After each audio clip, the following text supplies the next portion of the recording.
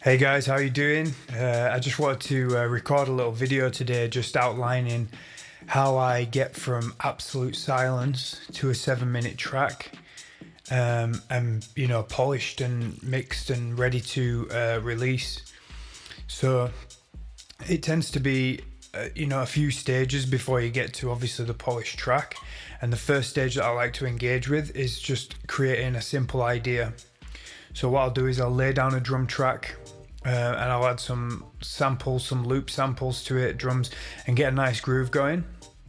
And once I have a nice little groove going, I'll add a bass line and find some chords and some other sounds and stuff, and just get a rough idea of a track. Once I have all the components that I need for a track, which would be, like I just said, a drum track, bass line, keys, chords, some sort of melody, maybe a pad line or something, some effects, just these sort of basic things. Just get a few of them together, and then I'll just simply arrange it and I'll put it onto my phone. Now, I have these ideas stacking up. I can make these ideas in like anywhere from half an hour to 2 hours, and that's just like the initial phase, and it's just like a burst of energy. Just you lay something down and then you put it on your track. I actually put it on my iPhone, and I'll listen to it when I'm at work and just sort of go through the ideas and see if there's anything good in there. To be honest with you, some of them not very good. Some of them end up being the top 2-3%, 5% maybe of the tracks that I make, and they're the ones that I actually end up finishing and taking to the end. But I never finish every idea. I currently have about 90, maybe 100 ideas on my iPhone, which I listen to, and and I'll, as and when I'll decide which ones I'm going to take forward and make into a complete track. So that's how I start the process. Then the next phase would be to decide which track I'm going to make, and start to really make it into a full track, like spread it out over 7 minutes and really start to arrange it and get a basic arrangement. And then I'll put it back onto my iPhone and listen to it, and then I just keep periodically making small changes to it daily. Like, I don't make too many changes at once. I'll just make small changes, and I'll listen to it, see what I want to change, go back and change it. And I find this really works well, because it's just that having that time every day where you let it breathe and then you go back to it and change a little bit. If you change too much at once, you might have to change everything back again, because sometimes you don't like the changes that you made. But once I've kind of got to that phase where I'm actually happy with my arrangement per se, like just a basic arrangement, then I'll start to process my sound. So I'll condense every sound down into like a single file. So I might end up with 5 files.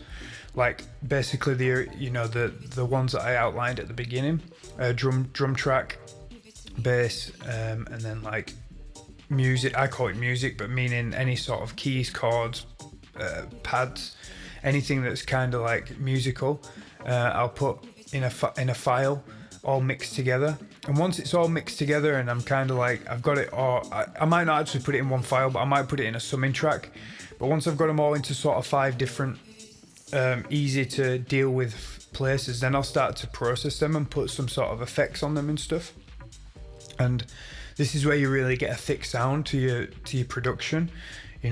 Taking it from MIDI to an audio file, and then from an audio file you can then copy it and paste it, and you can develop the sound throughout the track. So you can start off with the very basic one at the beginning, and even maybe a shortened down version of it, and then it gets to the longer version, and then at the end you can have like effects going off on the left and the right pan of like your whatever sound that we're talking about. It's a lot easier to copy and paste your sounds that you're working with and really process them and get a real thick sound and sort of play with the panning and stuff. And then once I've got past that stage and I've processed the whole track, I kind of get down to the nitty gritty and the real sort of like fine tuning of the track, where you're putting little breaks in and cutting little things out and taking things in here, really like sort of giving it some good flow where it just breaks at the right time, it builds up at the right time, it's got the right effects and stuff.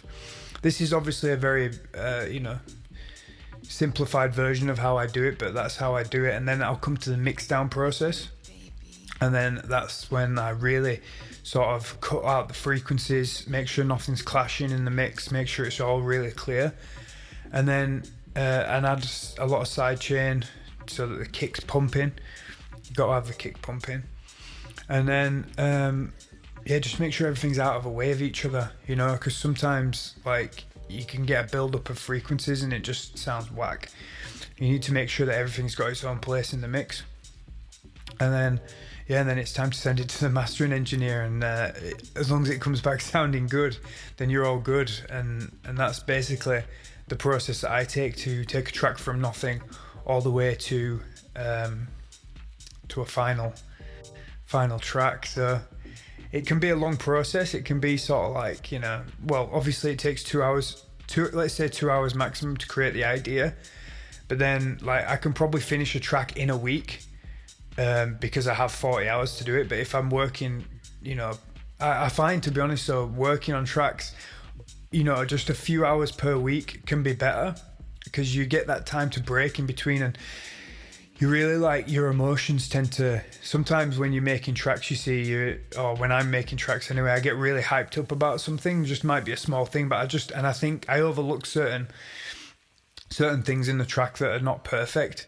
And I think that's sometimes a good thing, is that you kind of like, you let the track settle and you forget about how it sounds for a bit, and then you come back to it with a level head, and there's no emotion in there. It's just like, this is the music. What can I do to make it better?